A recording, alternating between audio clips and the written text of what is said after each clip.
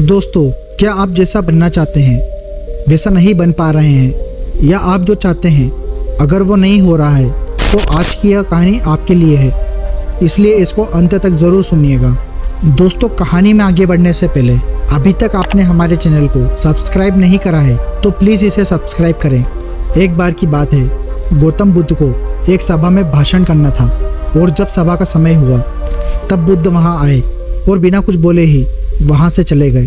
तकरीबन 100 से भी ज़्यादा लोग बुद्ध की सभा में इंतज़ार कर रहे थे और बुद्ध के इस तरह के व्यवहार को देखकर सभी लोग बहुत चौंके, लेकिन किसी ने भी बुद्ध से कोई भी प्रश्न नहीं किया।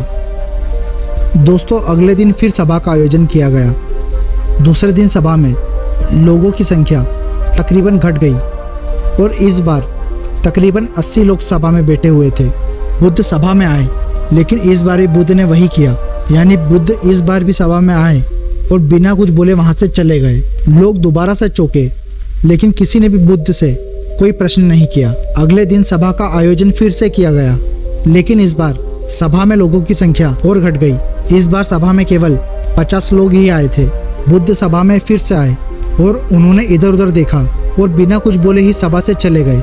उसके बाद कुछ लोग क्रोधित भी हुए, क्योंकि लोग अपना काम छोड़कर आए हुए थे, लेकिन किसी ने भी बुद्ध से कोई प्रश्न नहीं किया। अगले दिन फिर से सभा का आयोजन हुआ। दोस्तों, आप लोग जो इस कहानी को सुन रहे हैं, आप में से भी कुछ लोग मन ही मन यह कह रहे होंगे कि कितनी बार सभा का आयोजन हुआ होगा, और आप लोगों को इस कहानी को सुनते वक्त इरिटेशन होना शुरू हो गया होगा। और जिन जिन लोगों को अभी इरिटेशन होना शुरू हो गया है, उन लोगों को तो यह कहानी बड़े ध्यान से समझना चाहिए, क्योंकि यह कहानी आपके लिए ही है। अगले दिन फिर सभा का आयोजन हुआ, लेकिन इस बार की सभा में संख्या और घट गई, यानी इस बार सभा में सिर्फ 30 लोग ही थे। फिर उसके बाद बुद्ध सभा में आए और मुस्कुराते हुए फिर बुद्ध ने वही किया, यानी बिना कुछ बोले वे वहां से चले गए। इस बार भी लोग बहुत क्रोधित हुए और इस बार लोगों ने पीछे से कुछ कहा भी और बड़बड़ाए भी, लेकिन बुद्ध ने उनके किसी भी प्रश्न का उत्तर नहीं दिया। दोस्तों, अगले दिन फिर सभा का आयोजन हुआ और इस बार लोगों की संख्या बहुत ज़्यादा घट गई थी, यानी इस बार सभा में कुल मिलाकर 15 लोग ही आए थे। लेकिन इस बार बुद्ध ने अपना आसन ग्रहण कर लिया और उन 15 लोगों को उपदेश देने लगे, और वे 15 लोग ही बुद्ध के भिक्षु बने। और आगे चलकर उन 15 लोगों ने बुद्ध के ज्ञान को अलग अलग दिशाओं में फैलाया। फिर एक दिन बुद्ध से किसी ने पूछा कि बुद्ध, आप कई दिनों तक बिना बोले ही सभा से क्यों चले जाते थे? तो फिर गौतम बुद्ध ने जवाब दिया, मैं उन 15 लोगों की खोज कर रहा था जो मेरे लायक थे। यानी कि पहले दिन 100 से भी ज़्यादा लोग आए हुए थे, उसमें से ज़्यादातर लोग सिर्फ आए हुए थे, उन्हें मेरे उपदेश से कोई मतलब नहीं था, वे बस आ गए थे। और उसमें से ज़्यादातर लोग सिर्फ देखने और सुनने ही आए थे कि सभा में क्या होता है।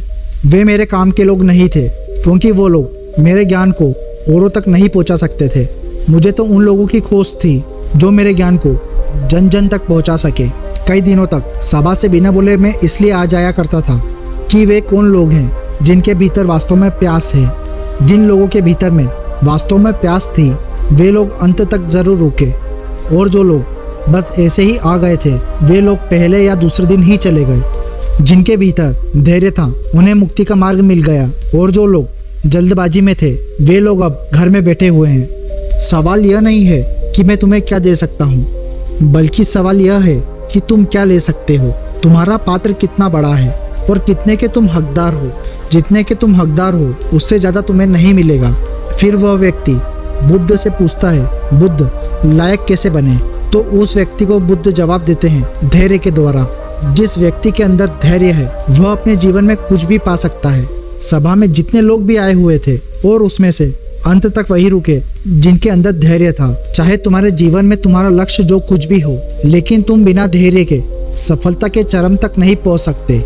फिर वह व्यक्ति बुद्ध से कहता है कि बुद्ध, अपने भीतर धैर्य को कैसे बढ़ाएं? बुद्ध कहते हैं, निरंतर अभ्यास के द्वारा हम अपने भीतर के धैर्य को बढ़ा सकते हैं। जैसे कोई व्यक्ति जब ध्यान करना शुरू कर देता है, तो उसका मन उसके सामने कई सारी अड़चनें लाता है, लेकिन उसका धैर्य उसे एक दिन उसके लक्ष्य तक जरूर पहुंचा देता है।